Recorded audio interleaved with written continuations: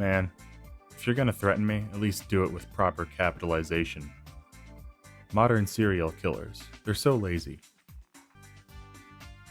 Hey now, don't you badmouth Grand Cross. That shit killed Hitler. I mean, it wasn't really Hitler, but the intention was there. Shouldn't you be dead? I mean, the universe resetting itself always was going to have some weird side effects, but how does your kid not having friends when he was little translate to you not dying in a clock tower accident? Well, universe reset means that Hanya is back to being hated, just as it should be. Sorry man, but your Nazi killing redemption arc meant nothing. Wow. Katsuya got hit so hard that he summoned a Japanese catboy out of thin air. Doesn't it suck to see somebody else living your dreams? What a cool character. Would be even cooler if there were some sort of game that came out before this that we could play in English. Hint hint, Atlas. See, this scene is cool because it establishes that you can just call the detective agency to spread rumors. A feature that the game never implements or lets you do, as it would be too convenient. Okay, but you still have a name. It's just that your name is nameless, dipshit. If you think that's confusing, you should have heard the plot of the last game.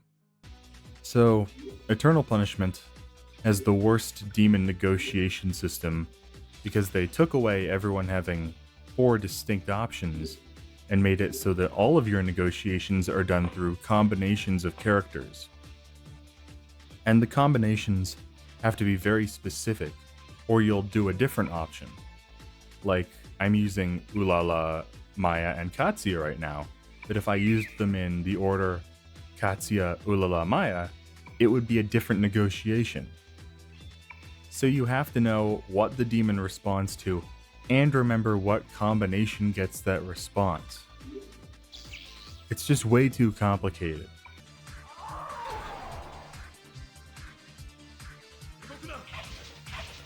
See, you can tell that Katsuya is definitely a police officer because one of the first big fights in the game involves him shooting a dog. I want everyone to remember this joke because someone at Atlas thought it was so funny that they use it in the next game too. Oh, I don't like doing fusions with Baofu. That terrible beard is like a jump scare. So, remember at the end of the last game, I said to dump all of your stat upgrades into Tatsuya? This is why. Because if you transfer your data over, he keeps all of his stats. So the stronger that he is when Innocent Sin ends, the stronger he is for Eternal Punishment. The Persona series deals with a lot of weird ideas, but I think the subplot about Ulala having all of her money stolen through a form of marriage fraud is probably the weirdest one. It's just so specific. Like, did it happen to someone at the Atlas offices? Who thinks of that? Oh yeah, of course, won't tell a soul. Hey Katsuya, there's a guy stealing panties back there. You should kill him.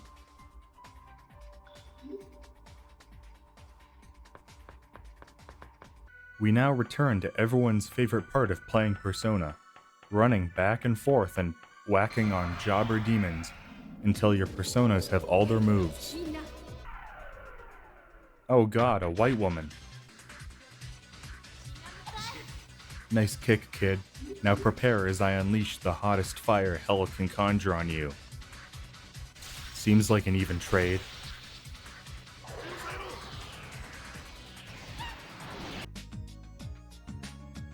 Man, this map screen track is so good.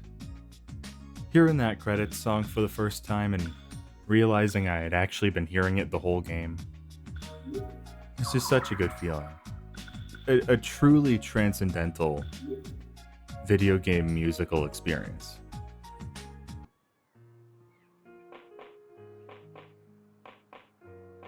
You hear that?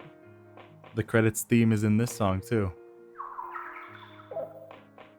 God, a good musical motif is all that I need. A game could be the biggest piece of shit ever, and have a soundtrack that reincorporates aspects of itself in a satisfying manner, and it would be on my shortlist for Game of the Year.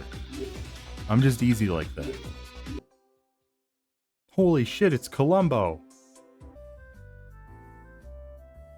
Honestly, one of the reasons that I love Persona 2 so much is that its cast isn't entirely in high school.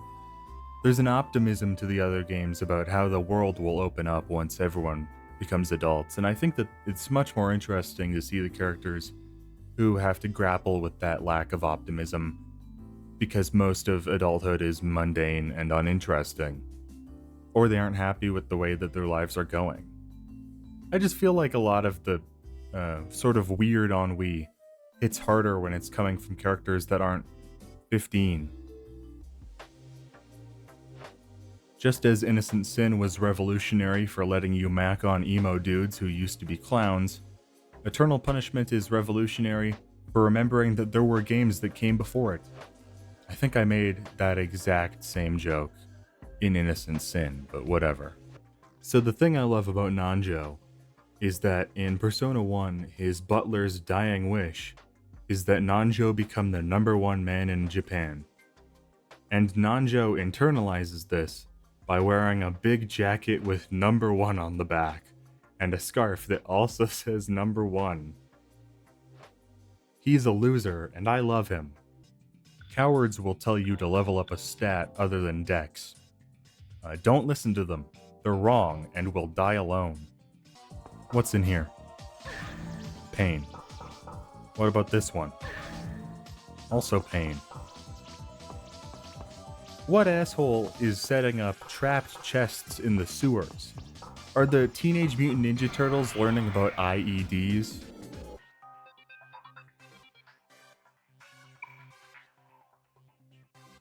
Yeah, I'm not so sure that those crimes are equal. Alright, who we dealing with? Rasputin.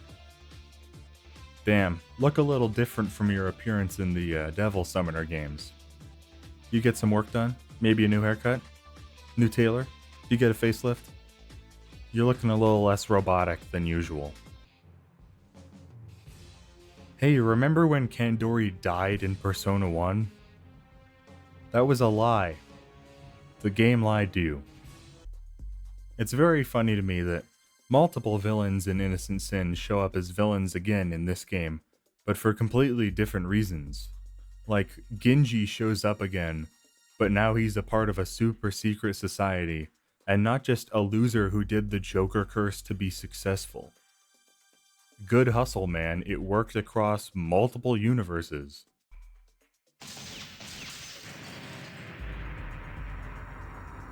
Oh, no, not the monster blood.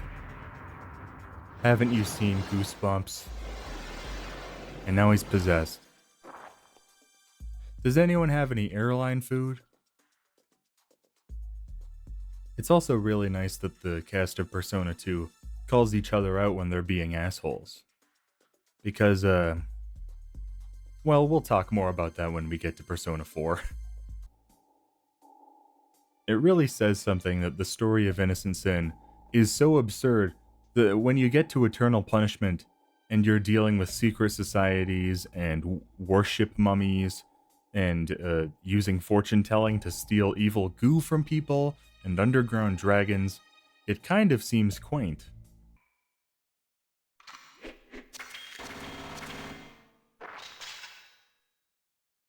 So, Baofu just killed that dude by flicking a coin at him. I don't have a joke for that, I just think that it's the rawest shit and should be addressed. Persona 2 asks the question, how do you make a mech even cooler? And the answer is that you just give it a sword. Even if the mech isn't flexible enough to practically use it, it still looks cool.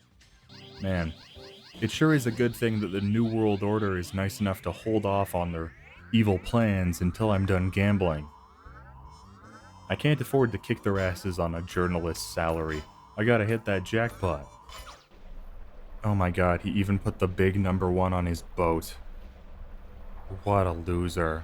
I love him. Hey, did you like fighting that one boss? Well, then you're gonna love fighting 3 of them at the same time, like an hour later. And yes, I know that Innocent Sin did the same thing with the Longinus units, but the last time I checked, the Longinus had different weaknesses and affinities. This is just 3 of the same guy. I'm just gonna run. Oh, nice, it worked.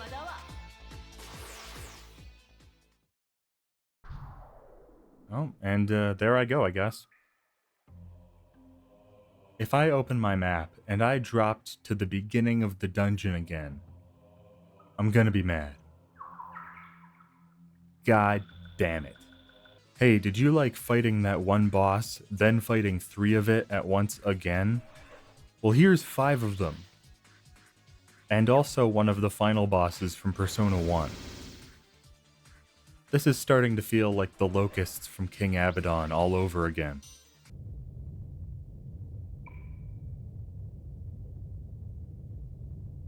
I always thought it was kind of weird that, after all the shit that Kandori did, in this universe and the previous one, he gets to die with this weird moment of tenderness between himself and Chizuru. I mean, I like it, but it sticks out to me, and I'm not sure why. And just like that, Tatsuya's in the party. All is right with the world. Don't get me wrong, I like Nanjo, but last time I checked, we didn't dump all of our upgrades into Nanjo at the end of the last game. I mean, look at those stats. Did Nanjo have double the health and SP of everyone else on the team? Didn't think so. Hey, it's everyone's favorite part of Persona 2 again. Running around trying to find demons that you can actually get free cards out of so you can summon your evolved personas, and then you can run around until all their moves are available. There's so much running, I didn't know I was playing a goddamn Terry Fox simulator. I never really thought about it, but there is something depressing and mundanely terrifying about the fact that there's an alternate timeline where your life isn't any better than it is now. But now that I'm thinking about it, maybe Baofu was wondering if Miki survived on the other side. Damn. Now I'm kinda sad. Fighting the protagonist or party from a previous game is always going to be cool, but bringing in a remix of that party's boss music, that's just the cherry on top. It's a shame that so many people will never touch Persona 2, because it really is firing on all cylinders. Please don't do any status effects.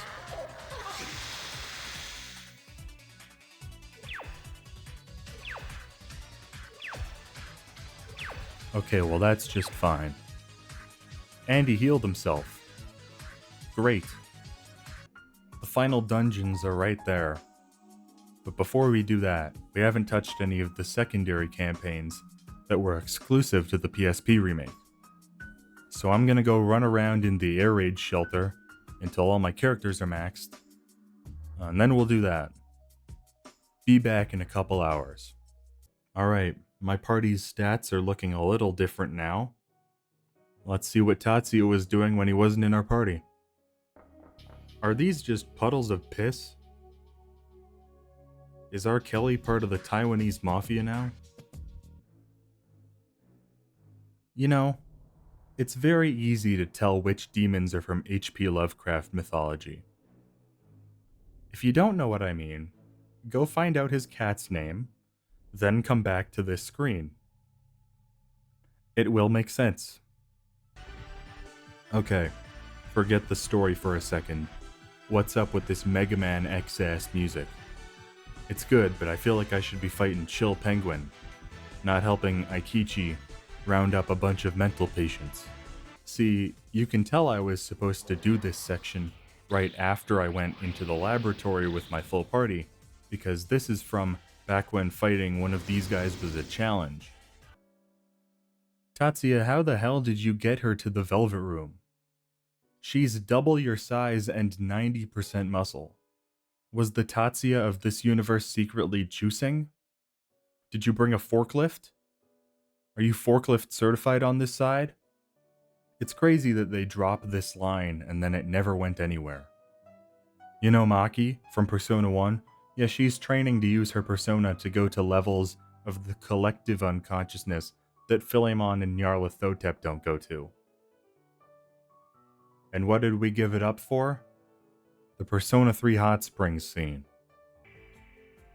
Man, kinda thought that Azazel would be more threatening, and not the world's lamest looking Bionicle. You didn't even open it? You were just gonna give a god older than humanity a can of crab meat as is? What the hell, Maya? Remember in Innocent Sin, I said that you can tell who hasn't played Persona 2 if they think that Hitler's the weirdest part of the game? Yeah, I've never seen anyone talk about the fact that you meet Cthulhu in this one. I know that the thing on top of Nyarlathotep's head is probably a crown, but I like to think that it's late 90s, early 2000s, dyed, blonde, in sync, Aaron Carter style haircut. Feels like an appropriate style for the crawling chaos. Alright, now that we've defeated Nyarlathotep and Kadath, let's go defeat him in the real world. See, that's what happens when you put all your faith in a mummified head. You get turned into a creature that you get from randomizing too many times in Spore. It's a tale as old as time. So, there are a few very specific personas that you can get that will do a special fusion attack that kills this boss in one hit. But it takes a lot of time and planning to set up, so instead we're just gonna nuke him from orbit.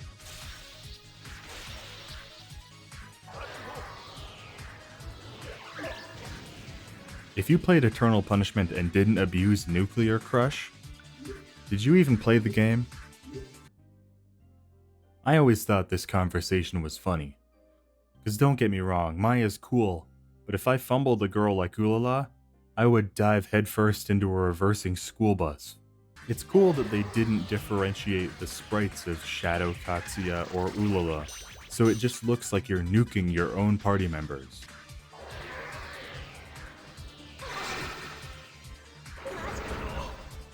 Yeah, that seems like an incredibly fair and well-balanced move. Thank you, Persona 2.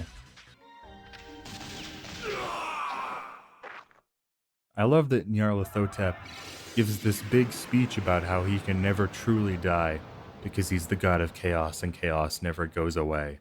And then the party just unloads on him anyway. Like, drop dead, Nyarly, you lost. If there's anything that this game taught, it's that it's worse to be forgotten than dead, and man, Atlas sure forgot about you.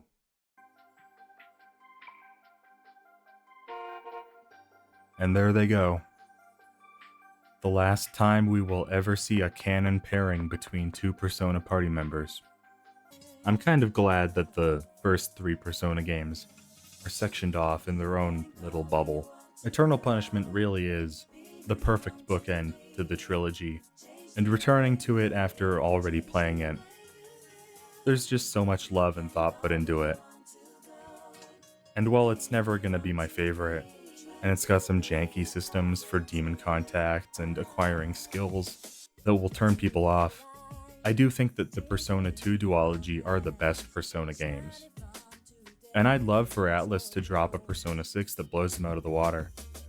But I just don't think that's gonna happen.